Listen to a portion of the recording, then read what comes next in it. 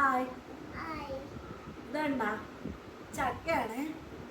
ഇത് Vietnam early ചക്കയാണ്. ഞാൻ ഇതുവരെ കഴിച്ചിട്ടില്ല വിയറ്റ്നാം എയർലിയുടെ ചക്ക. നമ്മുടെ സാധാ ചക്കകളെല്ലാം കഴിച്ചിട്ടുണ്ട്. വിയറ്റ്നാം എയർലി ആദ്യമായിട്ടാണ് കഴിക്കാൻ പോണേ. ഇത് ഞങ്ങളിവിടെ ചേരാനല്ലൂർ കൃഷിഭവനിൽ ഒരു ആഴ്ചച്ചന്തയുണ്ട്. അത് എല്ലാ ട്യൂസ്ഡേയും നടക്കുന്നതാണ്. അപ്പോൾ അവിടെ നമ്മുടെ വീട്ടിൽ നട്ടു വളർത്തുന്ന എന്തെങ്കിലും പച്ചക്കറിയോ ഫ്രൂട്ട്സോ ഉണ്ടെങ്കിലും നമുക്ക് അവിടെ കൊണ്ടുപോയി കൊടുത്താൽ അവർ വിറ്റിട്ട് പൈസ തരും. അതുപോലെ തന്നെ നമുക്ക് എന്തെങ്കിലും വാങ്ങണമെന്നുണ്ടെങ്കിൽ അവിടുന്ന് വാങ്ങുകയും ചെയ്യാം. അപ്പോൾ എനിക്കിവിടെ ടെറസിൽ കുറേ ചീര നിൽപ്പുണ്ടായിരുന്നു. അത് ഞാനവിടെ കൊണ്ടുപോയി കൊടുക്കാനായിട്ട് പോയതാണ്.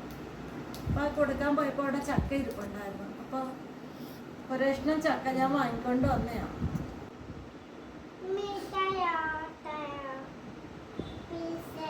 അതിതെന്താണ്? കഴിച്ചു നോക്കിയേ.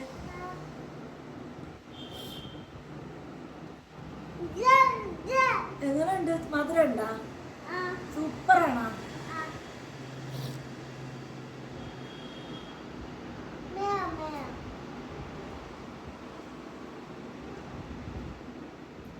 നേരിയ പുളിയും ഭയങ്കര മധുരവും. നല്ല ടേസ്റ്റാണ്. നല്ല ടേസ്റ്റുള്ള ചക്കയാണ്. നല്ല ടേസ്റ്റുള്ള ചക്കയാണ്. എൻ്റെ കൈ വയ്യാത്തതുകൊണ്ട് ചക്ക മുറിക്കാൻ ഭയങ്കര പാടാണ്. അപ്പം ആ ചേട്ടൻ എനിക്ക് മുറിച്ച് 2 പീസാക്കിയൊക്കെ തന്നു വിട്ടതാണ്.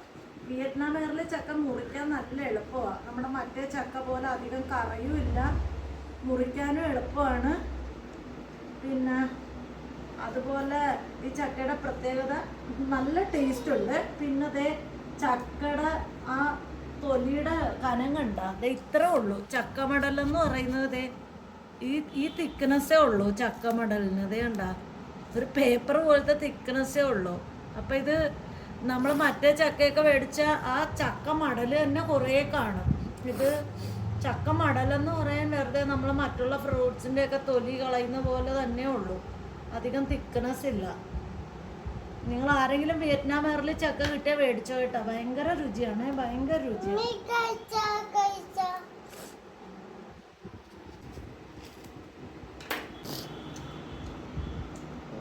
കേട്ടോ. ബൈ. വേറെ വീഡിയോ കാണാം. ചക്ക വേണോ? ചക്ക ചക്കക്കൊതിയന്മാരാ നമ്മുടെ വീട്ടിൽ 2 എണ്ണം ഉള്ളത്.